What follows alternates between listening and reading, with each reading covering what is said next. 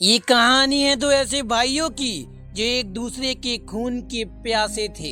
लेकिन एक दिन राक्षसों की एक फौज उनके महल पर हमला कर देती है। तब अपने लोगों को बचाने के लिए वो दोनों भाई एक हो जाते हैं और उन राक्षसों का डटकर सामना करते हैं। अब क्या वो लोग उन राक्षसों को हराकर अपने महल को बचा पाएंगे या नहीं, चलिए जानते हैं। The last explainer speak now. तो कहानी की शुरुआत में हम आर्थर यानी कि एक्वामैन को देखते हैं, जो कि अटलांटिस का राजा होता है और उसकी शादी मीरा नाम की एक लड़की से हो गई है और उनका एक बेटा भी है। फिर अगले सीन में हम एक और शख्स को देखते हैं जिसका नाम ब्लैक मैंटा है। उसके पिता की मौत हो गई थी और वो इनके मरने का कारण आर्थर को मानता था, इसलिए वो एक पावरफुल सूट को तैयार कर रहा था ताकि वो एक्वामैन से बदला ले सके। वहीं दूसरी तरफ हम डॉक्टर स्टीफन को देखते हैं जो एटलांटिस के ऊपर ही रिसर्च कर रहा था, क्योंकि वो एटलांटिस को खोजकर उसे दुनिया के सामने लाना चाहता था। इसलिए वो अंटार्कटिका जाता है और उनकी टीम को एक सिग्नल मिलता है। तभी अचानक बर्फ की सतह फटने लगती है और वो लोग उसमें गिर जाते हैं। तभी कोई अजीब सी चीज उन पर हमला कर देती है, इसलिए वो साइंटिस्ट अपनी टीम को एक सिग्नल भेजकर मदद मांगता है। तभी वहाँ ब्लैक मैंटा आता है, क्योंकि ये लोग मिलकर काम कर रहे थे। यहाँ आकर ब्लैक मैंटा उसकी और उसके साथियों की जान तो बचा लेता है, लेकिन वो खुद उस जगह पर ही रिसर्च करने लगता है।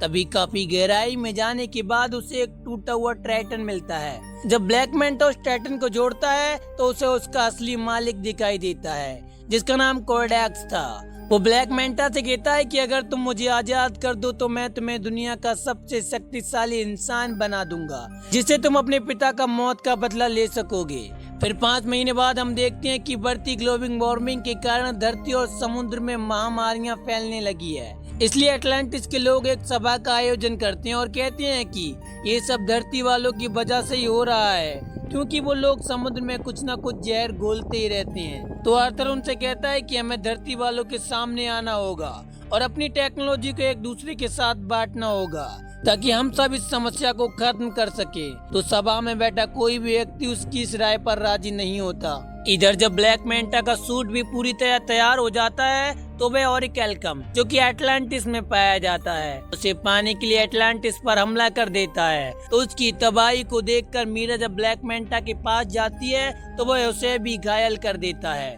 वो मीरा को मारने वाला ही होता है कि तभी वहाँ आर्थर आ जाता है और मीरा को बचा लेता है। लेकिन सूट और स्ट्रैटन को पाकर ब्लैक मैंटा इतना ताकतवर हो जाता है कि वो एक्वामैन पर भी भारी पड़ता है। तभी उसकी टीम उसे एक सिग्नल भेजती है कि उन्होंने ऑरिकैल्कम को हासिल कर लिया है, तो वो वहाँ से भाग जाता है। मीरा की हालत काफी खराब हो गई थी। तभी वहाँ आर्थर की माँ आती है और कहती है कि ब्लैक मैंटा ऑरिकैल्कम को चुरा कर भागा है। इसका मतलब है कि बहुत कुछ बुरा होने वाला है, क्योंकि ऑरिकैल्कम वो पदार्थ है जिससे दुनिया को कई बार खत्म किया जा सकता है। तो आर्थर उनसे कहता है कि इस मामले में मुझे मेरे भाई की मदद चाहिए, क्योंकि एकमात्र भाई ऐसा इंसान है जो इस तबाही को रोक सकता है। तो उसकी माँ उससे कहती है कि आर्म तो फिशरमैन की जेल में कैद है और उसे वहाँ से छुड़ाना लगभग असंभव है। तो आर्थर उनसे कहता है कि अपने भाई को लेने मैं खुद जाऊंगा। फिर आर्थर वहाँ पहुँच जाता है और आर्म को ढूंढ भी लेता है, लेकिन वो जैसे ही वहाँ से निकलने वाले होते हैं तो वहाँ पर फिशरमैन के खूनी दरिंदे आ जाते हैं और उनका पीछा करने लगते हैं। आर्थर तो उन दरिंदों का आसानी से सामना कर पा रहा था, लेकिन आर्म काफी कमजोर हो गया था। लेकिन जैसे ही समुद्र का पानी उसके शरीर को लगता है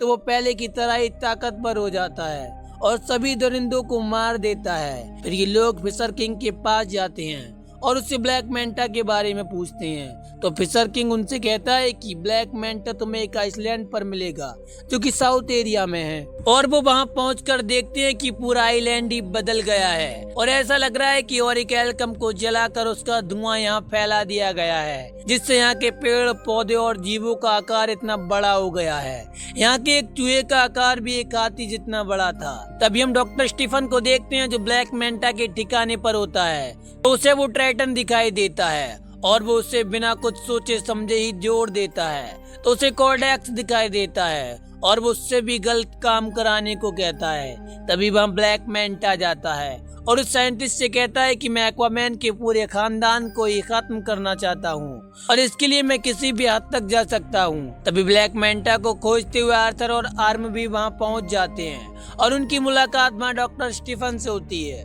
वो उन्हें बताता है कि ब्लैक मैंटा एटलांटिस को तबाह करना चाहता है और उसके पास एक ब्लैक टाइटन है जिस कारण वो इतना शक्तिशाली बन गया है। वो आपस में बातें कर ही रहे होते हैं कि तभी वहाँ ब्लैक मैंटा की टीम के लोग आ जाते हैं और उन पर हमला कर देते हैं, लेकिन वो दोनों भाई मिलकर उन लोगों को बुरी तरह मारते हैं। तभी वहाँ ब्लैक मैंटा भी आ जाता है और उन दोनों पर हमला कर देता है। वो अकेला ही उन दोनों पर भारी पड़ता है। लड़ाई के दौरान आर्म के हाथ वो टाइटन लग जाता है जिस कारण उसे कोर्डेक्स दिखाई देता है और उसका ध्यान लड़ाई पर नहीं रहता। इसका फायदा उठाकर ब्लैक मैंटा आर्म पर हमला कर उसे घायल कर देता है। वो उसे जान से मारने वाला ही होता है कि तभी वहाँ मीरा के पिता आ जाते हैं और उस टापू पर हमला कर देते हैं, जिससे ब्लैक मैंटा वहाँ से भागने लगता है और आर्थर उसका पीछा करता है तो वो उसे भी एक चट्टान के नीचे दबा देता है, लेकिन मीरा उसे बचा लेती है।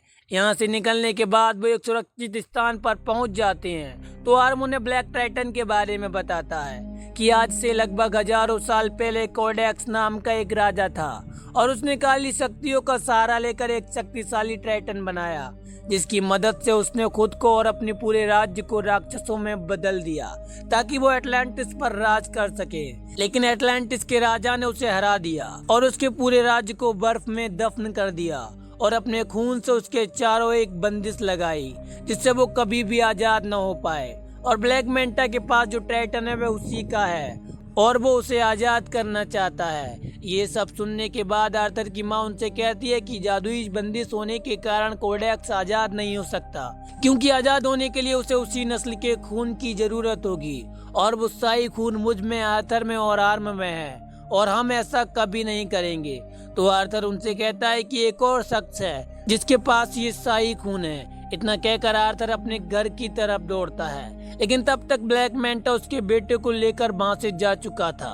वहीं दूसरी तरफ हम डॉक्टर स्टीफन को देखते हैं जो मीरा के पिता को एक सिग्नल भेजता है कि ब्लैक मैंटा अंटार्कटिका की ओर जा रहा है। फिर वो लोग भी अंटार्कटिका के लिए निकल पड़ते हैं। सबसे पहले एक्वामैन ब्लू व्हेल के एक झुंड को ब्लैक मैंटा की टीम के शिप के पास भेज देता है, जिससे दोनों की ध्वनि आपस में टकरा जाती है और उनका शिप नष्ट हो जाता है। जब वो अंटार्कटिका पहुंचते हैं तो एक बहुत बड़ा मॉन्स्टर उन पर हमला कर देता है, जिससे वो लोग तो बच जाते हैं लेकिन मीरा के पिता फंस जाते हैं। तो आर्म उनकी मदद करता है। ये सब देखकर मीरा के पिता समझ जाते हैं कि जिस आर्म को वो हमेशा से गलत समझते थे वो तो एक अच्छा इंसान है। इधर डॉक्टर स्टीफन उस बच्चे को बचाने की कोशिश करता है, लेकिन ब्लैक मैंटा उसे देख लेता है और उस पर वार कर उस बच्चे को छीन लेता है और कोर्डेक्स को बलि चढ़ाने लगता है। लेकिन तभी वहाँ एक्वामैन आ जाता है और उसे बचा लेता है। फिर जंग शुरू होती है एक्वामैन और ब्लैक मैंटा के बीच। शुरुआत में तो एक्वामैन ब्लैक मैंटा पर भारी पड़ता है, लेकिन बाद में ब्लैक मैंटा उसे बुरी तरह मारता है। वो उसे जान से मारने वाला ही होता है कि तभी वहाँ मीरा आ जाती है और ब्लैक मैंटा पर हमला कर एक्वामैन को बचा लेती है। मीरा अपना बेटा लेकर वहाँ से भाग रही होती है कि तभी ब्लैक मैंटा उस पर उस टाइटन से वार करता है, लेकिन आर्म उसे बचा लेता है। जैसे ही टाइटन आर्म के हाथ लगता है तो कोर्डेक्स उसे अपने बस में कर लेता है, जिससे वो एक्वामैन पर हमला कर देता है और उसके खून से वो बंदिश टूट जाती है और कोर्डेक्स आजाद होने लगता है। पर एक्वामैन अपने भाई को होश में ले आता है, लेकिन तब तक बहुत देर हो जाती है क्योंकि कोर्डेक्स पूरी तरह आजाद हो जाता है। फिर एक्वामैन उस पर उसी के टाइटन से वार करता है, जिसे वो बहुत आसानी से पकड़ लेता है। फिर एक्वामैन उस पर अपने टाइटन से वार करता है और उसका टाइटन कोर्डेक्स के टाइटन को चीरता हुआ उसे जा लगता है, जिससे उसकी मौत हो जाती है। उसके मरते ही वो जगह धीरे धीरे टूटने लगती है, जिससे ब्लैक मैंटा नीचे गिर जाता है। तो उसे बचाने के लिए आर्थर अपना हाथ आगे बढ़ाता है तो वो उसका हाथ थामने से इनकार कर देता है और नीचे गिरकर मारा जाता है, जबकि आर्थर और उसके साथी वहां से बाहर आ जाते हैं। बाहर आते ही आर्म आर्थर को अपना भाई मान लेता है क्योंकि उसकी सारी गलतफहमी दूर हो चुकी थी। वो आर्थर से कहता है कि एटलांटिस को जैसे राजा की जरूरत थी तुम बिल्कुल वैसे ही हो। इतना कहकर वो वहां से चला जाता है। इसके बाद एक्वामैन एटलांटिस को पूरी दुनिया के सामने ले आता है। कहता है कि हम एक दूसरे की टेक्नोलॉजी को एक दूसरे के साथ शेयर करेंगे, जिससे हम इस दुनिया को और भी ज्यादा खुशहाल और समृद्ध बना सकें। और इसी के साथ इस कहानी का यही अंत हो जाता है।